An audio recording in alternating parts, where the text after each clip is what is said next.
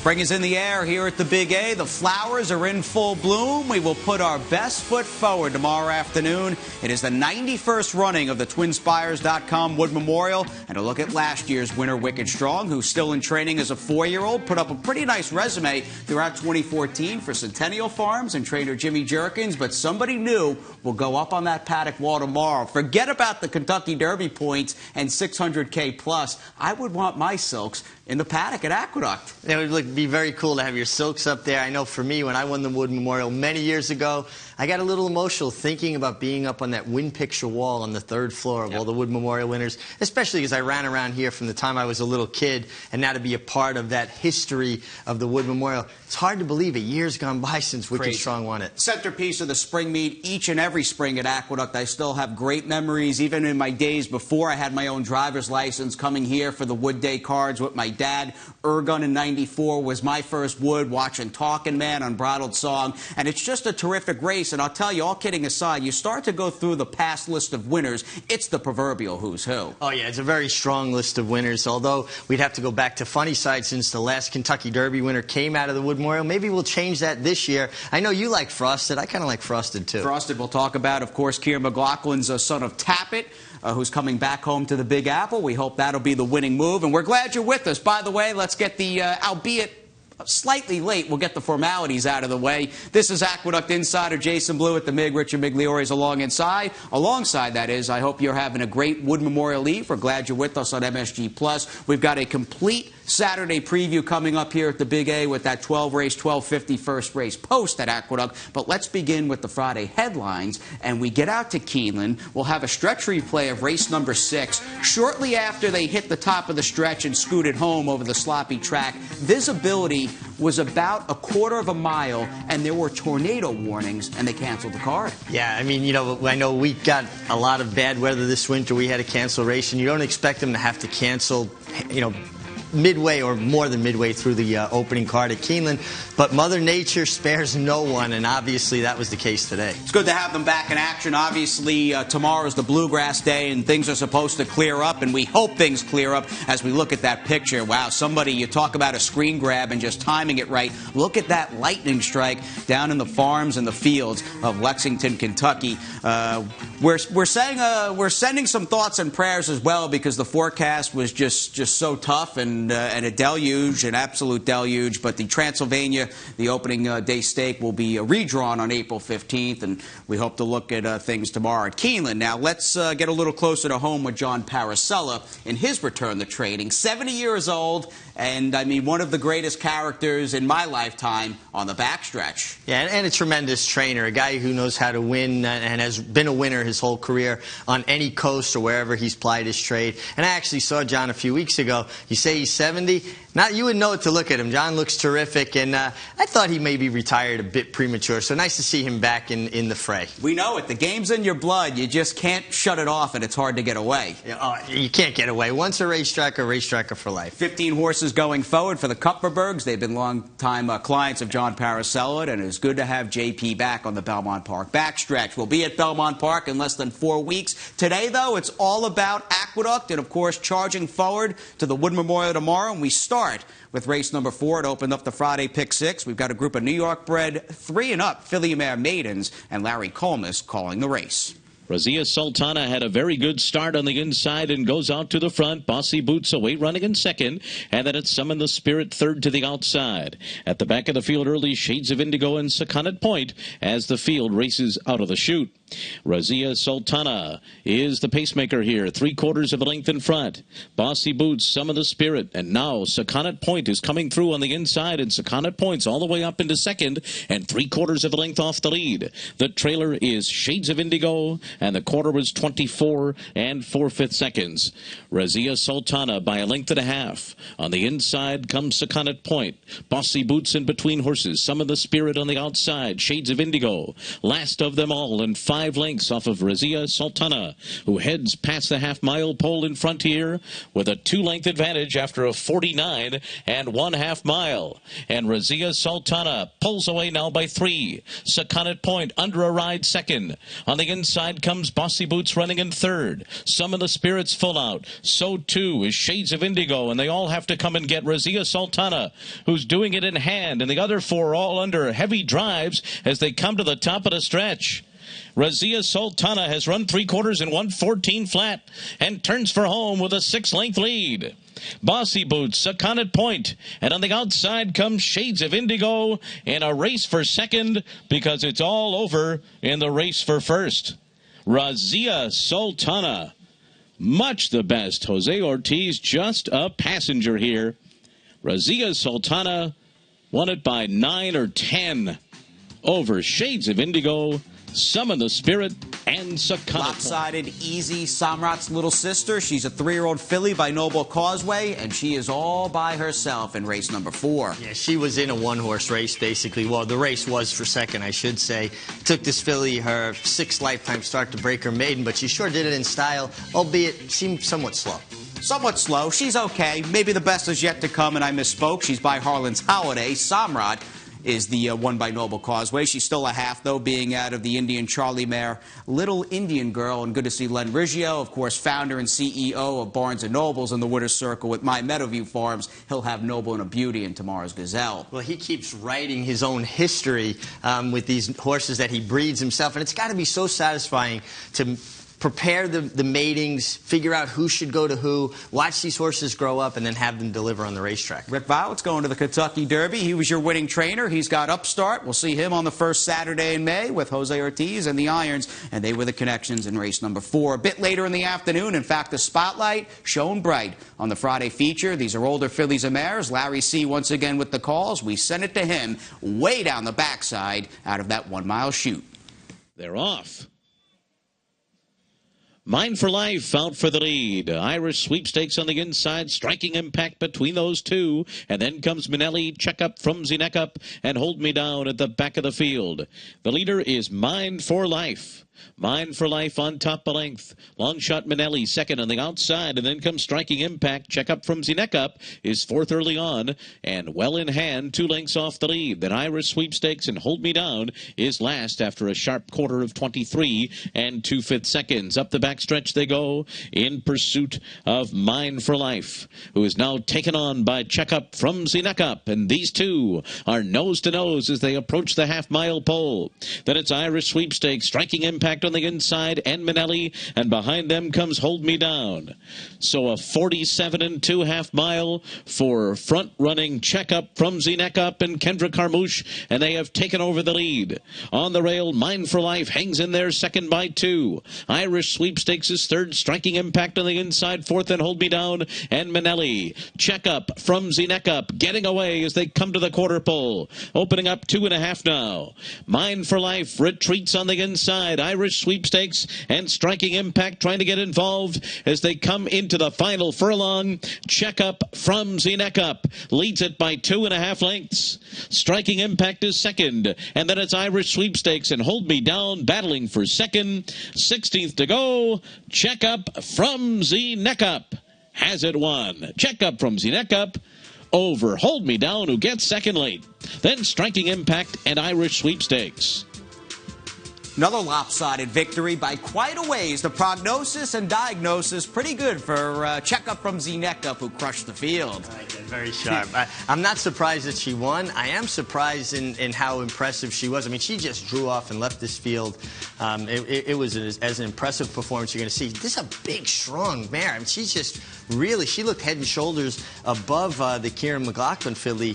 Who am I looking at here? Well, that was Mine for Life, the Godolphin mare. Yeah, who didn't show up with a good effort meeting winners for the first time. But it looked like a pony next to a horse. I mean, she just had towered over her physically. And a complete mismatch in size, and obviously from a talent level, at least today, like the aggressive ride real fast from Kendra Carmouche, who kind of seized the bull by the horns down the backside. Well, you could see leaving the 3.5. I mean, he had a lot of horse, and he wasn't going to just keep nursing her along. He said, you know what, I got a lot of horse. She's a big striding filly. Let me go on.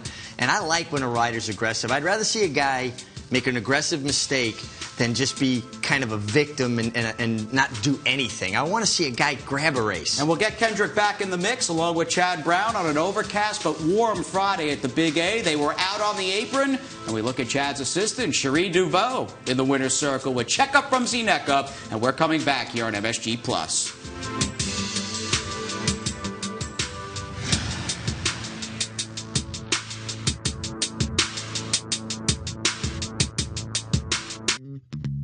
Derby Day, beautiful Belmont Park opening weekend. We'll have the Westchester, a few stakes locally, the simulcast from Churchill Downs, and it is right around the corner. It's pretty unbelievable. Yeah, this winter, as tough as it was, it looks like we're out of the woods, and this might be the first time in 5 years at least that I'm actually at Belmont Park on Derby Day. We're happy about that. Hope to have you at the Big B. We're glad you're with us. Second segment, it's the MIG. It's Jason here on MSG+. Wood Eve, let's get back into the Friday action, my friend. We had 9 races. The car began at 1:20 p.m., and here's a whole bunch of highlights. 7 races off the quarter pole with Larry C. upstairs. And it is Samus in charge and opening up under a hand ride here. Jose Ortiz not even asking anything from Samus at all, and they've got a 6-length lead coming down to the last 16th. Then it's Allison Trixie and Mama's Red Hat to battle for second behind the easiest kind of winner. Samus just destroyed them. By 8, could have been more. Allison Trixie was second. Mama's Red Hat was third, and QT Bird was fourth. Apologize, we had the wrong race there. That was actually Samus, who off a trader change to Michelle Nevin, won from here to Belmont Park on Kentucky Derby Day. A very easy victory. Race number 1 was, which began at 1:20 p.m. as I find it in the program, was won in a tight photo by the 3 understanding for Tim Keith and Fernando Haro. We get on, we'll get back to the action. It is race 3 and on with Larry C. as we check out the third leg of the Pick 5. Frosty Racer, these two have taken over the lead, and Tequila Hero comes up to them on the outside. Back into fourth is Fiona's Hero, a furlong to go, and it's Bambi's Frosty Racer looking to pull off the upset here, opening up now to a 3-length lead, and Bambi's Frosty Racer's got it. Ruben Silvera and Bambi's Frosty Racer clear under the wire to Cousin Michael. Tequila Hero was third, and then came 5 Freedoms in fourth. In charge as they turn for home. 3/4 went in 1:12 and Becker's Galaxy set sail for home with a 2.5-length lead. Moving up into second is Tug of War. More 100 Acre on the outside. Here comes Sacred Ground in the center of the track, trying to make a race of it late. Sacred Ground closing in. It's Becker's Galaxy. Sacred Ground on the outside and Tug of War. Becker's Galaxy has won it. Sacred Ground second, Tug of War third, Holy Invader was fourth. Is third. Behind them on the far outside, E-Coach, My Tea Time trying to recover, but 8 lengths behind. In a Flash, who went 46 and 4 for a half and leads by 3. In a Flash in front. Bridget Maloney second, trying to close in. In a Flash by 2.5 to Bridget Maloney. My Tea Time is taken third as they come down to the wire. In a Flash reaching for the wire. In a Flash holds on. Bridget Maloney second. My Tea Time a troubled third. E-Coach was fourth. Has plummeted to the back of the field as they come to the top of the stretch. Is She Hot? On the outside comes Jilly Mac. These two into the final furlong. Jilly Mac to the front. Jilly Mac the leader. Is She Hot is running second. Too Good to Be True is third. Prize Taker just running evenly back there in fourth. And now here's Is She Hot coming back on the rail. Is She Hot? Jilly Mac. These two to decide it. Here's the wire. Is She Hot? Over Jilly Mac. Then Prize Taker, Light Encounter on the outside. And they're coming to the top of the stretch. SS Dixie and Raleigh Mass. They turn for home together. Larry Boy is third. Raleigh Mass to the front. Raleigh Mass has taken the lead. Larry Boy on the outside. And SS Dixie tried to battle on. And for the back of the pack, Key Alley's making a late run. Raleigh Mass to catch. SS Dixie, Larry Boy, Key Alley on the far outside. Raleigh Mass has the lead close to home from SS Dixie and Key Alley.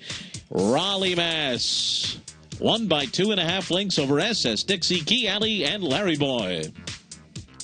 An Indiana bred, over $30 in the last. Son of Awesome again, Raleigh, Mass. for Dominic Schettino, who just like that, Mig, had a winner yesterday. Barn's starting to heat up. Yeah, and Dominic does a great job. And I love when he cracks with first-time starters. He doesn't seem to get enough credit for how well prepared his young horses are, but he seems to be able to win with any kind. And definitely when a barn gets hot, you got to pay attention to them. They had 4 covered in the nightcap. Raleigh, Mass. was not one of them. 21,000 plus. The pick 6 carryover. Wood Day pick 6 gets underway in race number 7, and it includes the 4 stakes. Pretty nice. What about a second look? How does that sound to you? Well, let's take a second look, but not as a first race. We didn't get in, but we're going to take a look at the first race. So, in essence, it's a first look. First look at the opener. 120. They broke from the gate. We'll pick it up at the top of the stretch. Field of 5. Short field to begin with. We lost 1 horse via an early scratch, a Flirtatious Spring. Here is in the green blinkers with that little white blaze, the number 4 on a snowy evening. She will take the lead. Jose Ortiz does everything here. Real hard drive. In the end, though, it was just Understanding who got by her. Yeah, Understanding was able to get her nose down in front. Owned by Helen Pollinger, a longtime owner, owned a mare called The Very One years ago that I actually went and rode in the very first Japan Cup when I was 16 years old. Nice to see Helen Pollinger still involved in the game. Her farm's in Maryland, but this is a New York bred. Here's a mare by Eddington. Eddington is claim to fame. Secret Circle, now a Golden Shaheen winner. And Eddington's got an okay, consistent New York bred mare. Good story there with Understanding. Jockey standings 3 cards down. The preeminent Saturday card coming up here tomorrow. And how about that? Angel Cruz and Jose Ortiz have come just flying, blazing 21 speed out of the starting gate. Yeah, you got to be so impressed with these young guys. They're riding so well. Angel Cruz got off to a lightning fast start. Jose Ortiz pictured there, another 2 wins today. Kendrick Carmouche making a really nice impression as well. We're very fortunate. We got a good colony here. I have a feeling Kendrick may stick around, try his hand at Belmont Park, picking up some good business here, riding a lot for a lot of good people. 3 claims on the afternoon. My tee time took the worst of it in race 6. Things did not go right, I'd say, from the 5/8 pole home. No, basically shuffled well back, got in behind horses that were slower than him, and came running, and probably a good claim for 10,000. Few million in purses here tomorrow. 12 races, an early first post at 12:50 p.m. It is all about that final Aqueduct dress rehearsal for the Kentucky Derby when we come back on this Friday edition of Aqueduct Insider.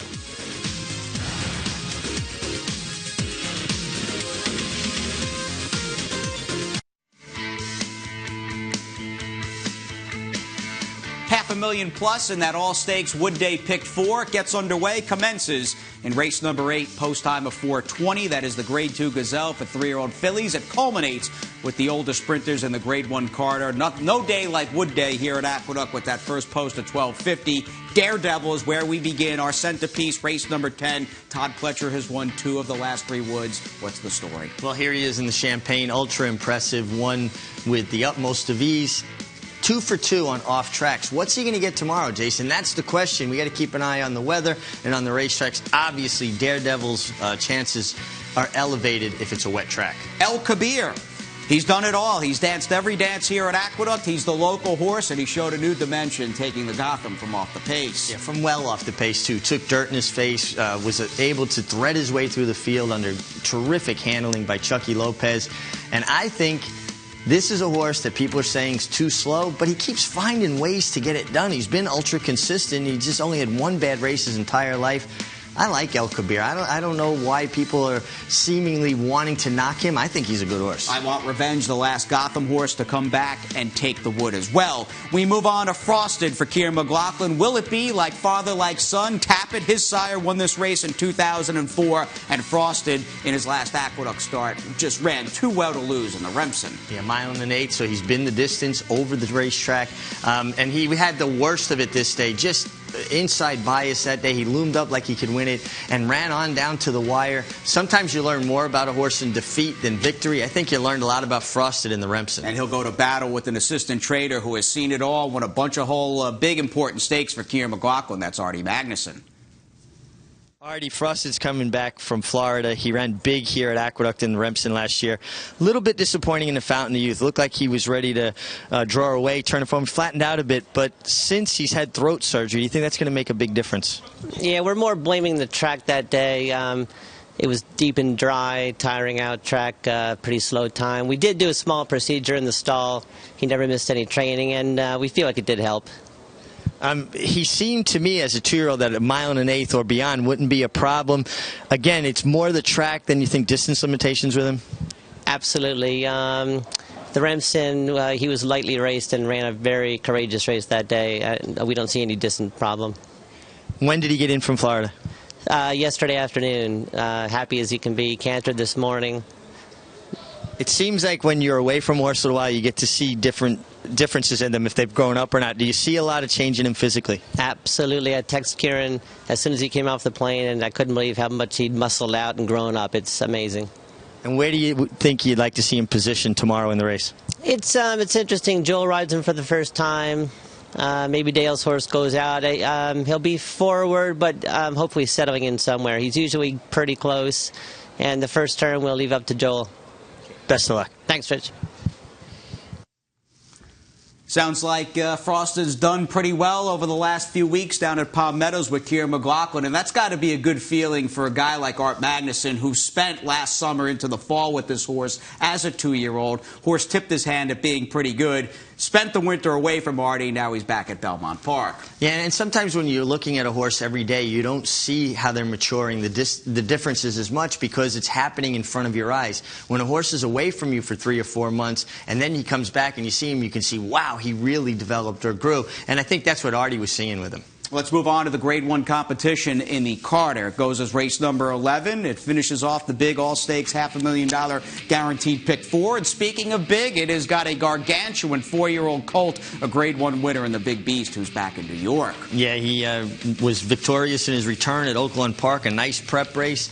And here he is winning at 7 furlongs at Saratoga. He's 1 for 1 at the distance, and that was a Grade 1. So maybe he's going to put his second Grade 1 on his resume in the 7 furlong Carter. All right, good to have him back here for Trader Tony Dutrow. Shipped in a few days ago. Dad's Caps won this race last year. The big question a year ago, could he go the 7 furlongs? And he did with the big upset. Well, you know, it shows you what pace does, and he was a moderate pace for him, and he was able to actually power away and get the 7/8 where he was stopping going 6, but the pace was so much sharper. It looks to me, other than Green Grotto, now if Green Grotto doesn't run, he's loose again. And from the inside draw, he's got to go. Like the Fuse and Forgo, your last repeat winners of the Carter spread out over 40-plus years. Palace, multiple Grade 1 winning New York bred, should have been, at least in my book, a finalist for Champion Sprinter. He was not. He's coming in off a layoff of 154 days. Yeah, but he looks like he's had a terrific work tab. He worked 6 furlongs and 112 and change on the training track. That's basically unheard of. And this horse has had a very steady work tab. I like that he's drawn to the outside of those main speeds. I think he's going to get a good trip. Cinderella Story picked up for $25,000 out of the claim box. He's over $1.3 million in the bank, and Linda Rice, his trainer, caught up with Maggie Wolfendale. Here with trainer Linda Rice, who will send out Palace in Saturday's Grade 1 Carter handicap. He's coming off of a layoff, only beaten 3 lengths last time out in the Breeders' Cup Sprint. Was that a planned break, or did he need it? He needed it. He was showing some signs of stress at the end of the year, actually coming into the Breeders' Cup, and I knew he was going to need a break afterwards. And after, when we brought him back to New York, he'd gotten a little fever on us and this and that, so we stopped on him, sent him to the farm, but he's come back terrific, training great. So. And looking at the race, it's 7 furlongs. He's been okay at that distance, but does prefer 6. The shape of the race, does it suit him, do you think?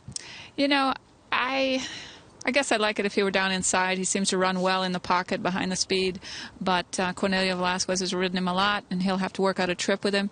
He's run very well fresh, though. He won the True North off of the same vacation last year. I'd probably prefer 6 furlongs, but it is what it is. You know, the Carter's a very prestigious race, and I think it would be a great race to have on his resume. It really would, Linda. Best of luck with Palace. Thank you.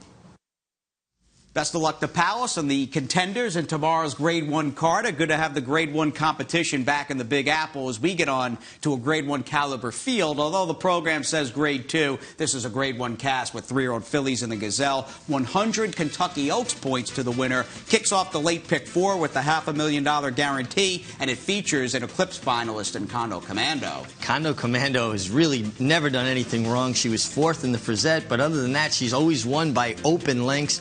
Very impressive here in the Demoiselle at 1 1/8. The distance on the track, came back with a nice victory in the Busher, where her trainer, Rudy Rodriguez, said he didn't think she was completely tight. So if she can actually move forward off of that, she's going to be pretty tough. Shug McGahee knows what it takes to win the Gazelle. When this race was positioned in early September at Belmont, it was Shug's stomping grounds. He's got 6 wins in this race, and he's got a filly, a homebred by Pulpit and Sweet Corinne, who's pretty good. And this is kind of unusual for Shug McGahee to go from a maiden race into a grade 2, but he must see a lot in her that he's going to do that, because when a trainer like him does something out of character, it's because the horse has shown them something, and he's going to go forward with it. Looks like there'll be a fast pace, or at least honest pace. Puka from the rail interests me for Bill Mott. Yeah, I mean, she was so unlucky in the Breeders' Cup. Her Devona Dale, she was pretty far back and actually rallied, maybe needed that run. You know she's got ability. Fast and furious as we get on to the 3-year-old sprinters in the Bayshore, ready for ride. He is one fast horse, and he put it all together last time out down at Gulfstream. Yeah, I mean, he took all the heat. He powered away. I mean, if he wins, you certainly got to elevate Daredevil's chances, and they were a long ways in front of the 3rd horse. Ready for ride. One fast horse. 8-horse cast, race number 9, the Bayshore. Bob Baffert won this race back in '06 with Too Much Bling, and he's back with Lord Nelson. Lord Nelson, a horse that he decided didn't want to go the classic distances, cut him back. Obviously, he's going to have to work out a trip from the rail, but he beat the 2-year-old, well, not 2-year-old champion, Texas Red, who was the Breeders' Cup champion, I should say. Breeders' Cup juvenile champion. We hope to have him down the road a bit later in the season as a 3-year-old for Keith DeSormo. We don't have to wait that long for Annie and Maggie. Many opportunities on tomorrow's card, and here's who to look for. Well, there's plenty of great stakes action here on Wood Memorial Day, but there's also a lot of very good action in the other races, and I'm going to look at an undercard race, and particularly race 4 at 1 mile and an 1/8. There's a couple of maiden breakers, particularly Gold Shield, that are going to take a lot of money that I'm just not particularly fond of. Obviously, they can win, but they're underlays. And I think the one, Lieutenant Shawnee O, is a very interesting horse. He draws well on the inside, and I think with a little urging, he can put himself in good position this race. And he was claimed out of his last race. Trainer Linda Rice. This is a horse that's good enough to win anyway. Linda's terrific off the claim, and I think there's a lot of things to like about Lieutenant Shawnee O. The thing I like the most, he should be a square price as we head back upstairs. Big day tomorrow, guys. It's the Wood Memorial, and historically speaking, one of my favorite races on the card is the Bayshore for the 3-year-olds, but sprinting, and you get some fast horses coming into this one, but I'm going to go with a New York bred, a bit of an outsider for trainer Mike Hushin and Manny Franco. That's number 6, Final Chapter. In every one of his career starts, he has impressed me with his physicality in the paddock. He gets bigger, he gets stronger, and he's just very ominous looking to the rest of his foes when you look at him comparatively to the 7 furlongs. I do not think will bother him at all. And you have some horses that might become vulnerable with that extra furlong. So it's Final Chapter for me, taking a bit of a price in the Bayshore. Guys? For John Nehru and Mike Hushin, looking over Maggie's shoulder, we saw Mr. April in the NYRA calendar, Wicked Strong. We'll have a new winner tomorrow. It's the 91st TwinSpires.com Wood. We thank you for tuning in. A huge day. Get out here early. For the Mig and I, have a great Saturday.